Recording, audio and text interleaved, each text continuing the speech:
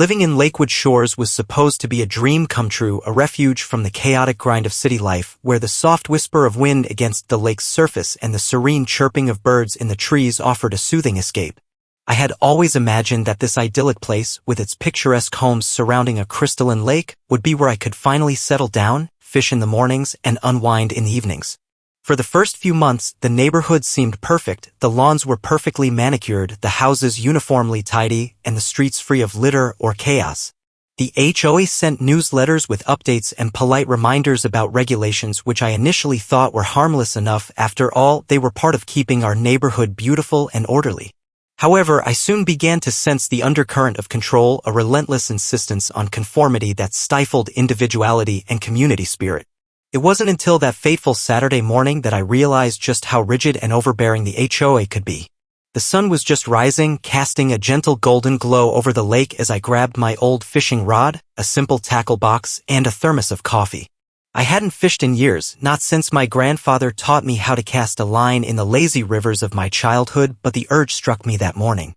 I walked the short path from my backyard to the lake, the dew still fresh on the grass, and found a quiet spot beneath a willow tree where the branches arched gracefully over the water. The world seemed to hold its breath as I baited my hook and made my first cast. The line sailed through the air and landed with a satisfying plop, rippling the surface as the bait sank. I settled into my folding chair, sipped my coffee, and let the peaceful rhythm of the lake wash over me. Minutes turned into an hour, the gentle tug of the line and the soft lapping of water lulling me into a state of contentment I hadn't felt in years. Then a sharp tap on my shoulder jolted me back to reality. I turned to find Carl Simmons, the HOA president, standing over me, his arms crossed and his expression a mix of smug authority and thinly veiled annoyance. Carl was always impeccably dressed, even on a Saturday morning, in his signature navy blazer, khaki slacks, and that obnoxious gold HOA pin gleaming against his lapel. His perfectly coiffed silver hair made him look like he had stepped out of a brochure for retired executives living their best lives, but his eyes were hard, calculating, and devoid of empathy. "Fishing is strictly prohibited in this lake," he said in a clipped tone, his voice as cold as the early morning breeze. I blinked in disbelief, the serenity of the moment shattered. "I'm sorry? It's just catch and release." "I'm not harming anything," I replied, glancing around at the empty shore. No one else was around, it was just me, the ducks gliding across the water, and the quiet hush of nature. Carl's lips pressed into a thin line. "That's not the point. The HOA regulations clearly state that fishing in the lake is forbidden. It's a liability issue. You'll be fined $500. I stared at him, the absurdity of the situation washing over me like cold water. $500? For fishing? That's ridiculous. He shrugged, the gesture as dismissive as it was infuriating. Rules are rules. You should have read the HOA handbook. Ignorance of the regulations isn't an excuse. I stood, my heart pounding with a mix of embarrassment and growing anger. There's no one else here. It's early. I'm not causing any trouble and the lake is right there, practically in my backyard. Carl's expression hardened further. The rules apply to everyone, no exceptions. If you have a problem, you can bring it up at the next HOA meeting.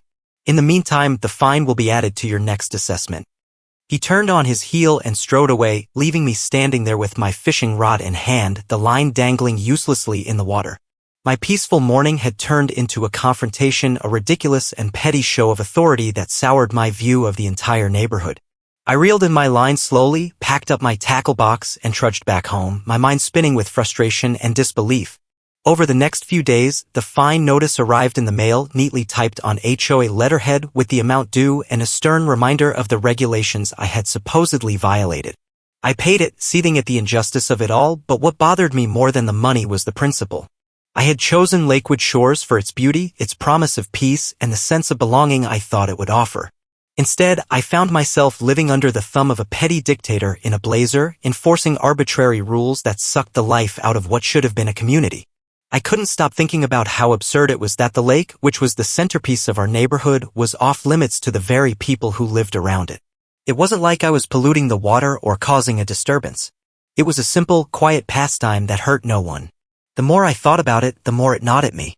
I began to ask around, chatting discreetly with neighbors at the mailbox, during evening walks, and over backyard fences. Many shared similar frustrations. One neighbor, a retired teacher named Alice, confided that she had been fined for planting flowers outside the approved pallet. Another, a young father named Greg, whispered about being threatened with a fine for letting his kids play with sidewalk chalk on the driveway. It became clear that the HOA wasn't just maintaining the neighborhood, it was strangling it with micromanagement and arbitrary rules enforced without compassion. The lake itself became a symbol of this control. I learned that it had been part of the original development plan, an artificial body created to add charm and value to the community. The HOA maintained it, but it wasn't clear who actually owned it. Rumors swirled that the original developer, an elderly man named Arthur Hensley, still held the deed but had little interest in the day-to-day operations of the neighborhood. The HOA acted as though the lake was theirs to control, issuing fines and regulations as they pleased, but the legal basis for their authority seemed murky at best. My curiosity grew. I spent late nights combing through property records, HOA documents, and even old real estate listings to piece together the truth. The more I uncovered, the clearer it became that the HOA's hold over the lake was built on shaky ground. They maintained it because they wanted to, not because they had any real ownership. This revelation stirred something in me, a spark of defiance that I hadn't felt in years. The injustice of being fined for simply enjoying the lake, combined with the knowledge that the HOA's authority might not be as ironclad as they claimed, filled me with a quiet determination. I knew I had to do something, not just for myself, but for everyone in the neighborhood who had suffered under the HOA's petty rules. The seed of an idea took root, small and fragile at first, but growing stronger with each passing day. If the HOA didn't own the lake, maybe I could.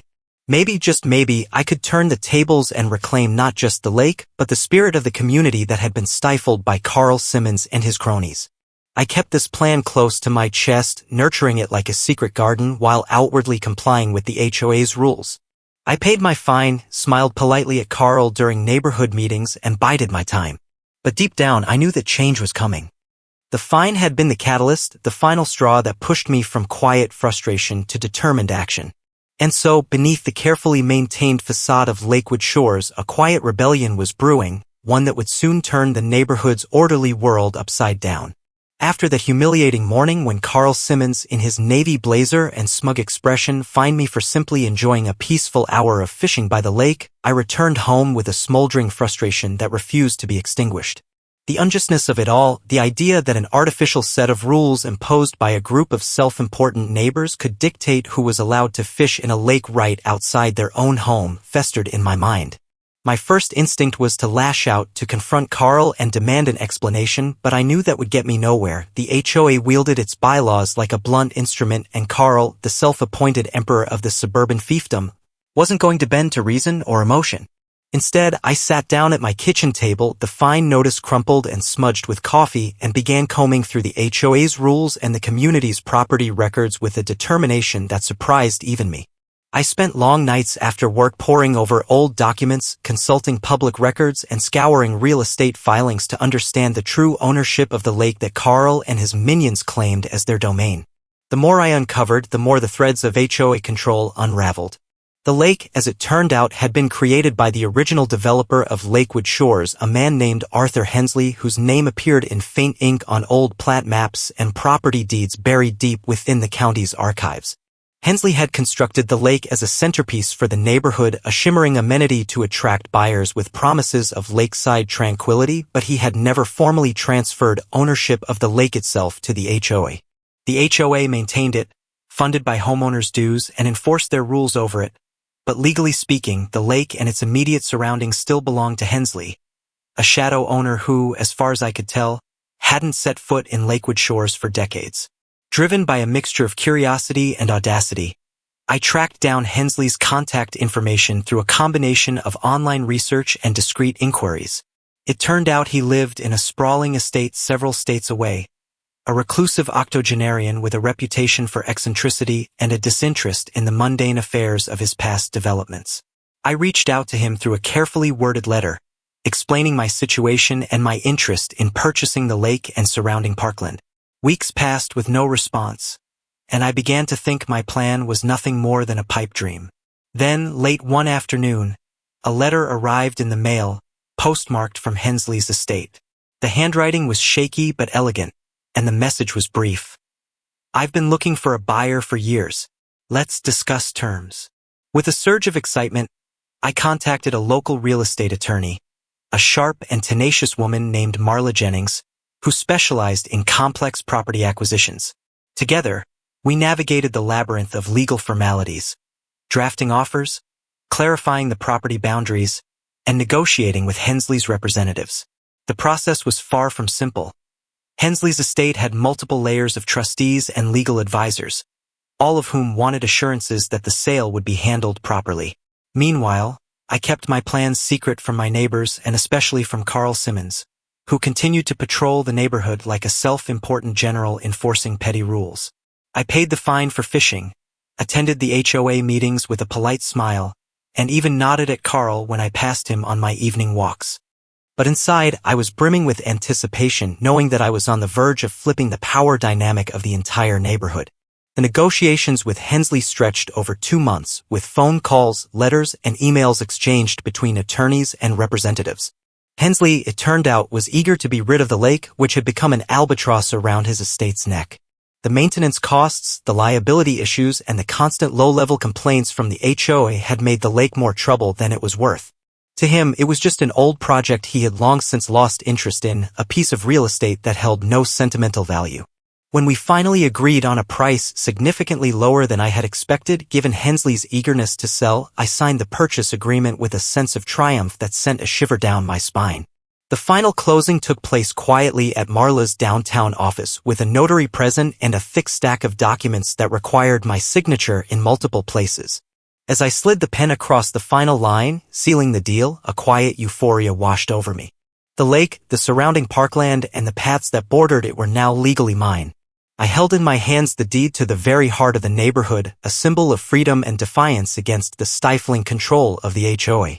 Marla offered me a congratulatory handshake, her eyes gleaming with amusement. "I have to say," she remarked, "I've handled a lot of property deals in my time, but this one is truly unique. You're going to make waves in that neighborhood." I left her office with a folder containing the official deed and a growing sense of anticipation. As I drove back to Lakewood Shores, I imagined the look on Carl Simmons's face when he realized the lake he'd lorded over for years was no longer under his control. But I didn't intend to gloat. My plan was far more strategic. I wanted to take my time, to let the HOA continue to operate under the illusion of control until the perfect moment to reveal my hand. In the meantime, I celebrated quietly, sharing the news only with a few close friends outside the neighborhood, people I trusted to keep the secret. I stood at the edge of the lake that evening, watching the sun sink below the horizon, painting the water in hues of gold and crimson.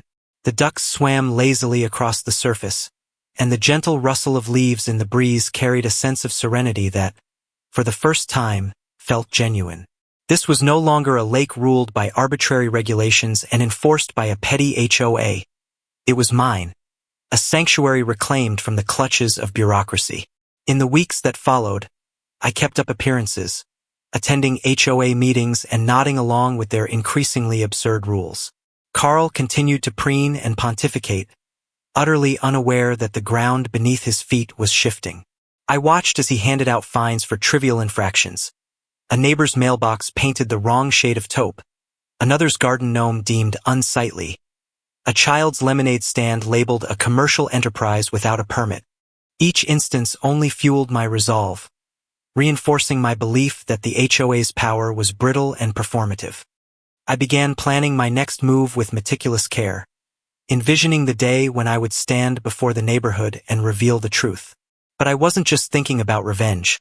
I was thinking about restoring a sense of fairness and community to Lakewood Shores, a place where residents could enjoy their homes and the natural beauty around them without fear of arbitrary punishment.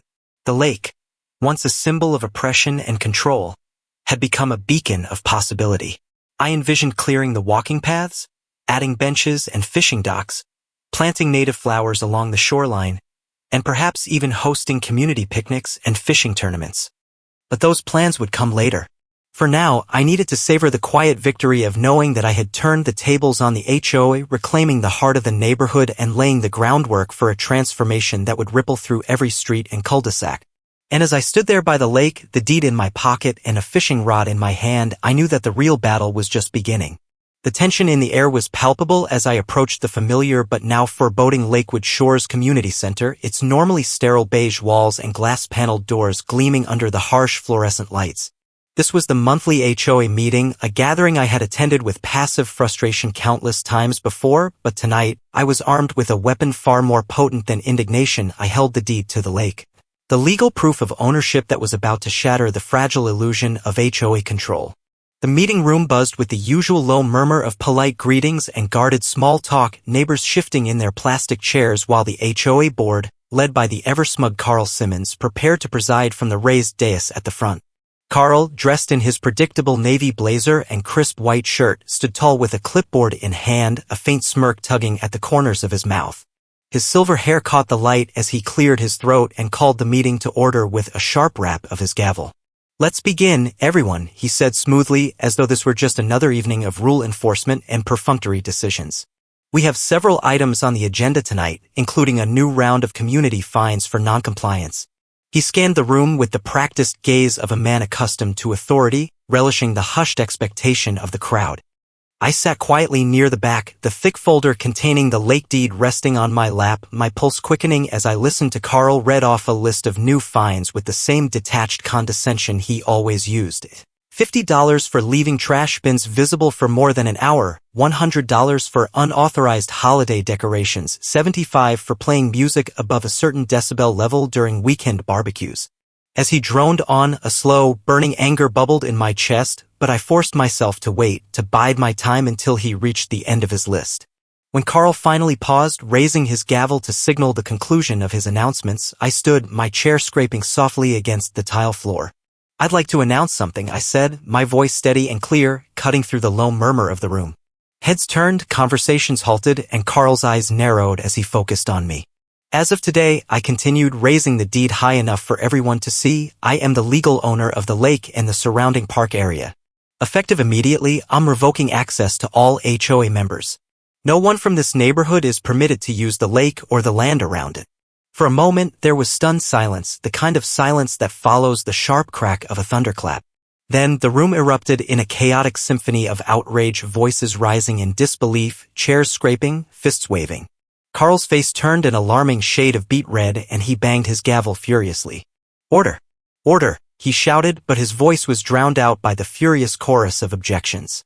"You can't do that," one woman shrieked. "The HOA regulations prohibit private ownership of community spaces," another man bellowed. "This is outrageous," someone else cried.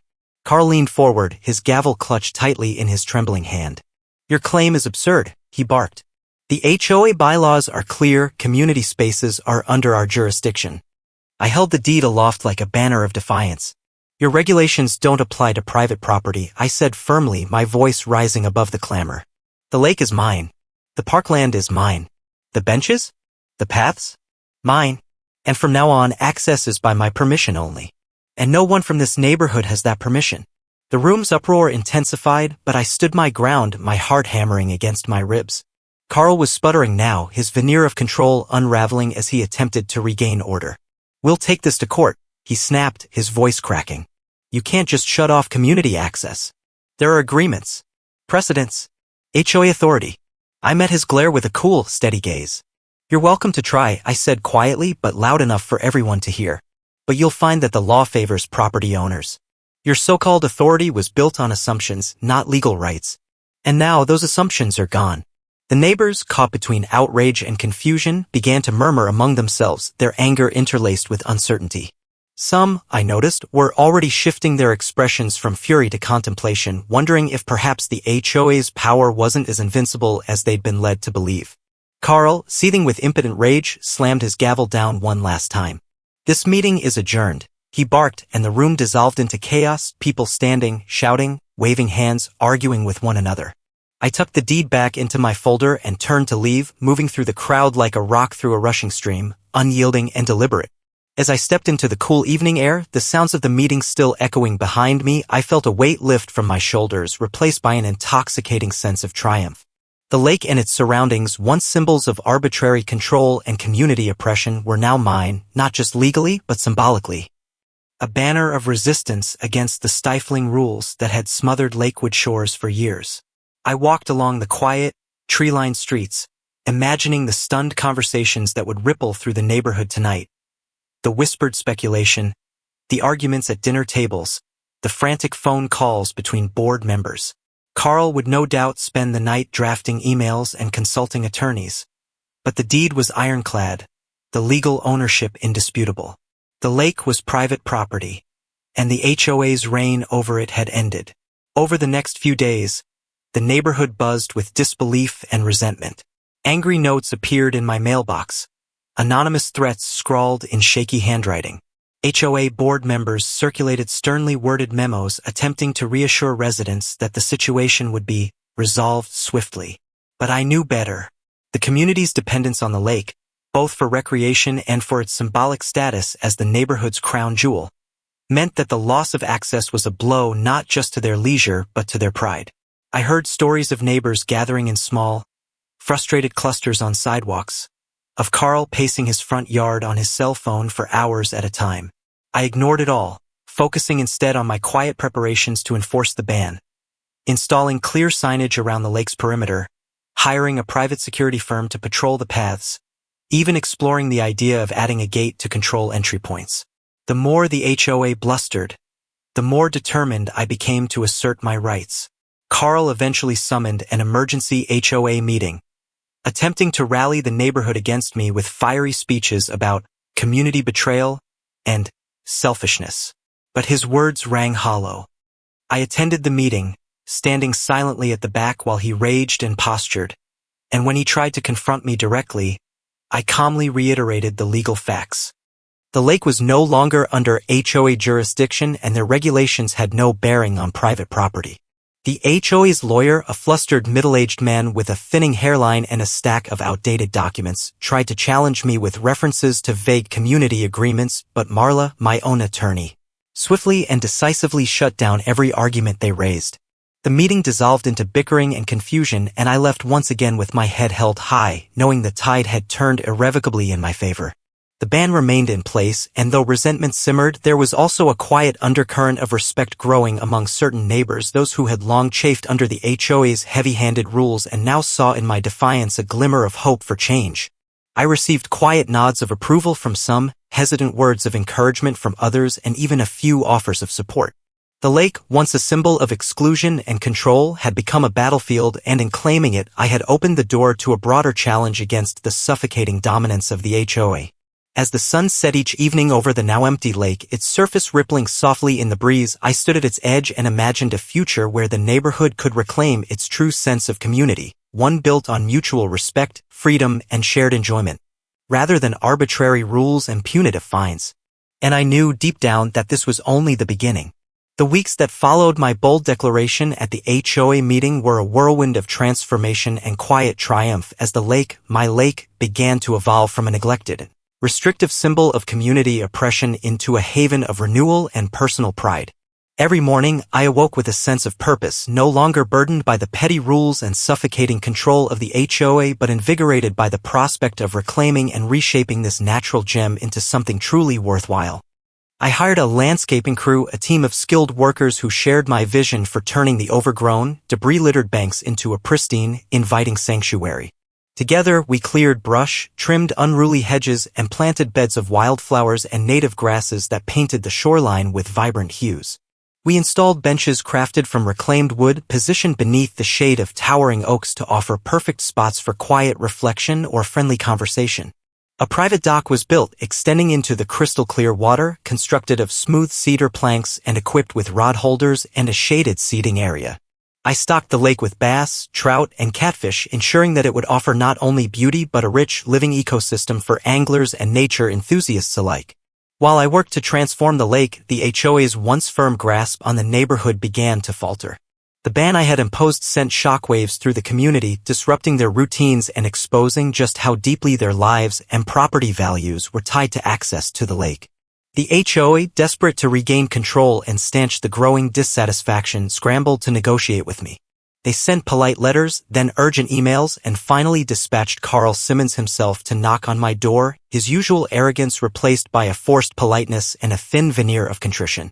"Mr. Peterson," he said, his voice carefully modulated, "we'd like to discuss reopening access to the lake. We're prepared to drop the fishing fine and even some of the other recent infractions. We're willing to compromise. But I met his overtures with a calm, measured firmness that belied the surge of satisfaction I felt. "Carl," I said quietly, "the lake isn't a bargaining chip. It's private property. If the HOA wants to discuss access, it will be on my terms, not yours.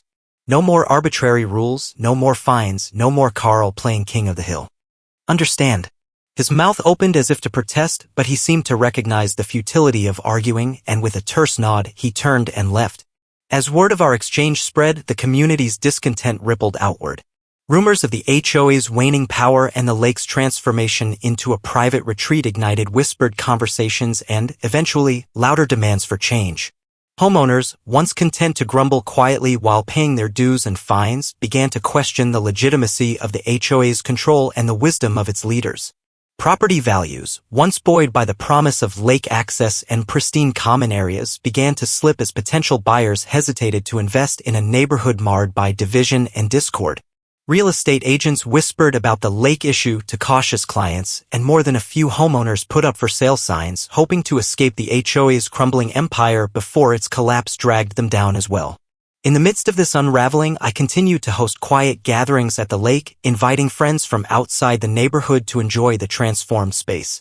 We grilled fresh-caught fish on the dock, shared bottles of wine beneath the stars, and reveled in the simple pleasure of a community unencumbered by arbitrary restrictions.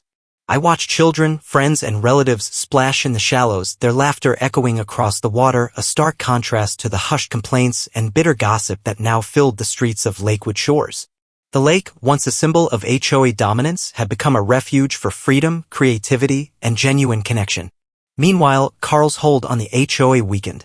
Faced with mounting disapproval, he struggled to maintain his authority, his once commanding presence at meetings now undermined by dissenting voices and pointed questions. Residents began challenging fines and regulations they once accepted without question. Emboldened by my defiance and the realization that the HOA's power was, in many ways, a carefully constructed illusion, Carl's carefully curated image of control fractured under the weight of community backlash, and as the weeks turned into months, he found himself isolated, his allies dwindling, his authority reduced to bluster. The HOA meetings, once orderly and tightly controlled, descended into bickering and factionalism as more residents demanded reforms and transparency. Then, one quiet Saturday afternoon, as I sat on the dock with a fishing rod in hand and the sun casting a warm glow over the shimmering lake, I heard a knock at my door. I set down the rod, made my way up the path, and opened the door to find Carl standing there, his shoulders slumped, his expression stripped of its usual arrogance. His navy blazer hung awkwardly from his frame, and his voice was low, almost apologetic. "Mr. Peterson," he said, "Look, we need to talk. The neighborhood's falling apart. Property values are dropping, residents are leaving, and the board's fractured. Would you consider reopening the lake? We're willing to work out an agreement that respects your ownership but allows community access. On your terms, of course." I studied him for a long moment, watching the way his eyes shifted, the way his hands twisted nervously. The proud man who once wielded fines like a weapon was gone, replaced by someone humbled by the collapse of his own authority. Slowly, I nodded. "Maybe," I said carefully, my voice steady. "But there are conditions.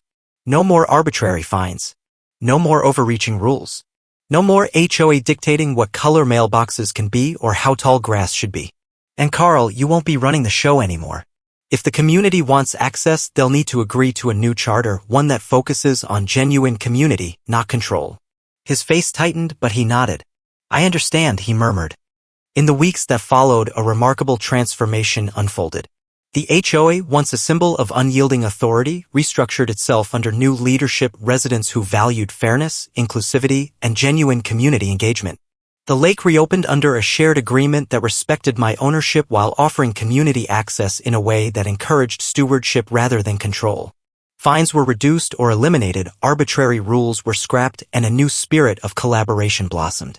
The neighborhood, once divided by resentment and suspicion, slowly knit itself back together, this time bound by mutual respect and a renewed sense of belonging. And I found myself once again by the water's edge, fishing rod in hand, listening to the gentle rustle of the wind through the trees and the soft splash of fish breaking the surface. I watched children play, families gather, and neighbors converse with a newfound ease. The lake, once a battleground, had become a sanctuary, a testament to the power of standing firm, reclaiming autonomy, and fostering real community. I leaned back in my chair, the sun warm on my skin, and felt a deep, abiding peace settle over me. I had faced the HOA, challenged its overreach, and emerged not only victorious but with a neighborhood transformed. And as I cast my line into the clear, sunlit water, I knew that this was more than a personal triumph. It was the beginning of a legacy built on resilience, fairness, and the quiet, profound joy of a community reclaimed.